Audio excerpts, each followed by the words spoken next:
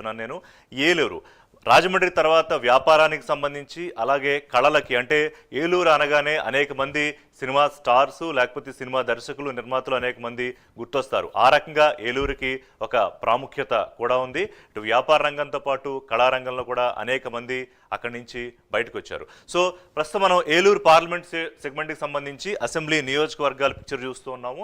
ఇక్కడ ఏలూరు, ఉంగుటూరు, కైకలూరు, అలాగే Chintalapudi, Denduluru, Nuzvid, Polavaram. Important assembly నియోజకవర్గం పోలవరం, అంటే ఆంధ్రప్రదేశ్కు పట్టుకొమ్మ. అక్కడ జీవనాడి అయిన పోలవరానికి సంబంధించి ప్రాజెక్టుకు సంబంధించిన నియోజకవర్గం కూడా ఏలూరు పార్లమెంట్ సెగ్మెంట్లోకే వస్తుంది.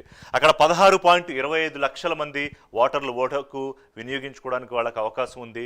2019లో ఒకసారి పోలింగ్ శాతం చూసుకుంటే 83.53%. ఇప్పటివరకు మనం చూసిన వాటిల్లో కల్లా ఎక్కువ మంది ఈ ఏలూరు నియోజకవర్గంలో గతంలో 2019లో పోలింగ్ సంబంధించి పార్టిసిపేషన్ చేశారు. అక్కడ 71 మంది బరిలో ఉన్నారు ఈ సెగ్మెంట్కి సంబంధించి ఎమ్మెల్యే అభ్యర్థులు. ఎంపీ అభ్యర్థులు 13 మంది ఉన్నారు. 1744 పోలింగ్ కేంద్రాలు ఉన్నాయి.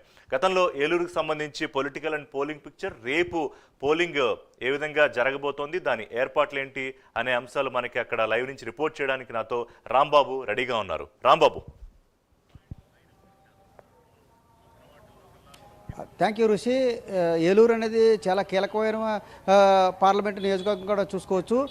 జిల్లా విభజన తర్వాత జిల్లా కేంద్రంగా ఉండే ఏలూరు ఏదైతే పశ్చిమ గోదావరి జిల్లా అటు కేంద్రంగా భీమవరం ఉండటంతో ఏలూరు జిల్లా కేంద్రంగా ఏలూరు ఉన్నది.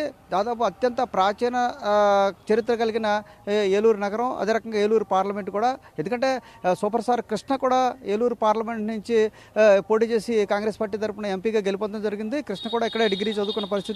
మరోవైపు అత్యంత కీలకమైన పోలవరం ప్రాజెక్ట్ అనేది ఆంధ్ర ప్రజల జీవనాడిగా కూడా పేర్కొంటారు. పోలవరం ప్రాజెక్ట్ అనేది ఏలూరు పార్లమెంటు పరిధిలో అత్యంత కీలకంగా కూడా ఉండబోతున్నది. అదే రకంగా తివాచీ పరిశ్రమకు ఏలూరు చాలా ఫేమస్.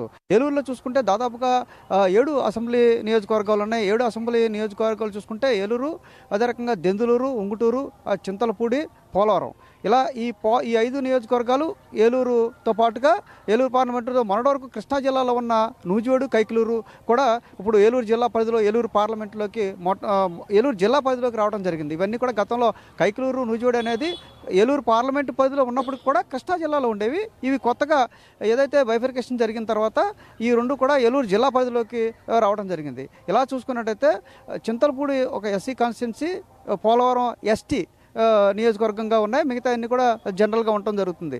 ఈ 7 పార్లమెంట్లో అత్యంత కీలకంగా ఏలూరు నియోజకవర్గంతో పాటు ఉంగుటూరు, దెందులూరు, చింతలపూడి, అదే రకంగా కైకలూరు, నూజివీడు, ఈ 5కు సంబంధించి దాదాపుగా 71 మంది ఎమ్మెల్యేలు పోటీలో ఉండటం జరిగింది. అదే రకంగా ఎంపీ స్థానానికి సంబంధించి 13 మంది పోటీలో ఉన్నారు. ఇప్పటికే దాదాపు 1744 పోలింగ్ కేంద్రాలు కూడా ఏర్పాటు చేయడం జరిగింది. జిల్లా కూడా ప్రజలు కూడా చాలా ఎక్కువ మంది, దాదాపుగా 16,37,000 మంది కూడా ఓటర్లు ఉన్నారు. అదే రకంగా ముఖ్యంగా మహిళా ఓటర్లు ఇక్కడ ఎక్కువ కూడా ఉన్నారని చెప్పుకోవచ్చు. 8,38,000 మంది మహిళా ఓటర్లు ఉండగా 7,99,000 మంది, దాదాపు 30,000కు పైగా 36,000 వరకు మహిళా ఓటర్లు కూడా ఇక్కడ ఉన్నారు. దీనికి సంబంధించి ఇప్పుడు ఏలూరు పార్లమెంటు సంబంధించి ఇప్పటికే అధికారులు అయితే అన్ని ఏర్పాట్లు కూడా పోలింగ్కి సంబంధించి అన్ని ఏర్పాట్లు కూడా చేయడం జరిగింది. పోలవరం ఏజెన్సీ ప్రాంతాలు కూడా 2 కుక్కులూరు, వేరేలపాడు, ఆ 2 ముంపు మండలాలు కూడా ఖమ్మం జిల్లా నుంచి కూడా ఇక్కడ రావడం జరిగింది. అక్కడ కొన్ని ప్రాంతాల్లో ఓటింగ్కి అక్కడ పడవలు కూడా ఏర్పాటు చేయడం పరిస్థితి. రోడ్డు మార్గం లేని పోలింగ్ స్టేషన్లకు కూడా పడవ మార్గంలో కూడా అధికారులను అక్కడ తరలించడం జరిగింది. రేపు పోలింగ్ కేంద్రానికి సంబంధించి అన్ని ఏర్పాట్లు కూడా అక్కడ అధికారులు చేసినట్టు కూడా కలెక్టర్ ప్రసన్న వెంకటేష్ ప్రైమ్ న్యూస్తో చెప్పడం జరిగింది. ఇలా చూసుకుంటే ఈ 7 అసెంబ్లీ నియోజకవర్గాలకు సంబంధించి అధికారులు అయితే అన్ని ఏర్పాట్లు కూడా చేసినట్టు కూడా చెప్పుకోవచ్చు.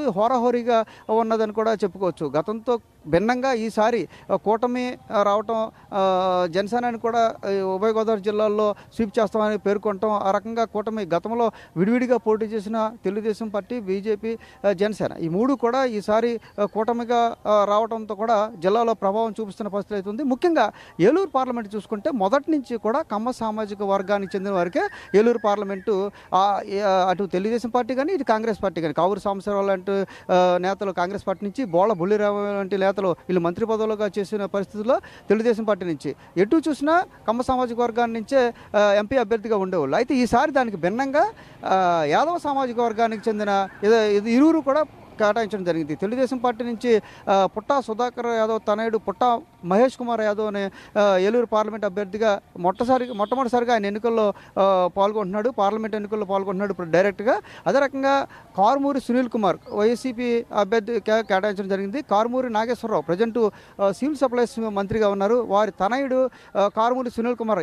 సునీల్ కుమార్ కూడా ప్రత్యక్ష రాజకీయాల్లోకి మొట్టమొదటిసారిగా ప్రవేశిస్తూనే ఇద్దరు కూడా యాదవ సామాజిక వర్గానికి చెందిన ఇద్దరు కూడా రాజకీయ కుటుంబ నేపథ్యం కలిగిన ఇద్దరు కూడా మొట్టమొదటిసారిగా ప్రత్యక్ష రాజకీయాల్లో ప్రవేశించడం, ఇద్దరు కూడా ఏలూరు ఎంపీ పదవికి పోటీలో ఉన్న పరిస్థితులు అయితే ఉంది. ఇద్దరు కూడా ప్రచారంలో దూసుకెళ్తూ వారికి తగ్గట్టుగా హామీలు ఇస్తున్న పరిస్థితి అయితే ఉంది. అయితే ఏలూరు పార్లమెంట్లో కొత్తగా ఈ అంశం అనేది మనం చెప్పుకోవచ్చు. ఇప్పుడు కమ్మ సామాజిక వర్గానికే పార్లమెంటు ఇరు పార్టీలు సీట్ ఇచ్చేది, ఈసారి యాదవ సామాజిక వర్గానికి కూడా సీట్ ఇవ్వడం అనేది వాళ్ళ యొక్క రాజకీయ సోషల్ ఇంజనీరింగ్లో భాగంగా రెండు పార్టీలు కూడా వాళ్ళు చేశాయని కూడా చెప్పుకోవచ్చు. ఇక చూసుకుంటే కైకలూరు నుంచి చూసుకుంటే కామినేని శ్రీనివాస్ కూటమి అభ్యర్థిగా ఆయన బరిలో ఉండడం జరిగింది. వైసీపీ నుంచి సిట్టింగ్ ఎమ్మెల్యేగా ఉన్న దోలమ నాగేశ్వరరావు కూడా బరిలో ఉన్నాడు. అదే రకంగా ఏలూరు నుంచి చూసుకుంటే డిప్యూటీ సీఎంగా ఉన్న ఆళ్ల కాళీకృష్ణ శ్రీనివాస్ నాని 3 సార్లు గెలిచాడు, 4వసారి తన అదృష్టాన్ని పరీక్షించుకొని ఉన్నాడు. తెలుగుదేశం పార్టీ నుంచి మాజీ ఎమ్మెల్యే దివంగత బడేటి బుజ్జి తన సోదరుడు బడేటి రాధాకృష్ణయ్య చంటి రంగంలో ఉన్నారు. అదే రకంగా దెందులూరు నుంచి సిట్టింగ్ ఎమ్మెల్యేగా ఉన్న కొటారి అబ్బాయి చౌదరి రంగంలో ఉండగా మాజీ ఎమ్మెల్యే చింతమనేని ప్రభాకర్ పోటీలో ఉన్నాడు. ఇక ఉంగుటూరు నుంచి చూసుకుంటే పుప్పాల వాసుబాబు సిట్టింగ్గా ఉన్న పుప్పాల వాసుబాబు పోటీలో ఉండగా అక్కడ జనసేన పార్టీకి పచ్చమట్ల ధర్మరాజుకి కూటమిలో పొత్తులో భాగంగా అసలు సీటు కేటాయించడం జరిగింది. అదే చింతలపూడి చూసుకుంటే సొంగ రోషన్ కుమార్ అతను కూడా మొదటిసారిగా ప్రత్యక్ష రాజకీయాల్లో పాల్గొంటున్నాడు. తెలుగుదేశం పార్టీ ఎన్ఆర్ఐగా ఉన్న సొంగ రోషన్ కుమార్కి టికెట్ ఇవ్వడంతో అక్కడ చింతలపూడిలో ఎస్సీ సామాజిక వర్గానికి నియోజకవర్గం కావడంతో అక్కడ వైసీపీ కూడా కంబం విజయరాజుకి కేటాయించింది. అతను ఆర్టీఓగా పనిచేస్తూ రిటైర్మెంట్ తీసుకుని పోటీ చేసిన ఒకరు ఎన్ఆర్ఐ, ఒకరు ఆర్టీఏగా పనిచేస్తూ విఆర్ఎస్ తీసుకుని పోటీలో ఉన్నాడు. పోలవరం చూసుకుంటే తెల్లం బాలరాజు దాదాపుగా 3 సార్లు గెలిచిన పరిస్థితి.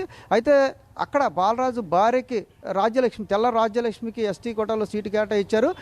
అక్కడ కూటమిలో భాగంగా జనసేనకి అక్కడ చిర్రి బాలరాజుకి అక్కడ టికెట్ కేటాయించడం జరిగింది.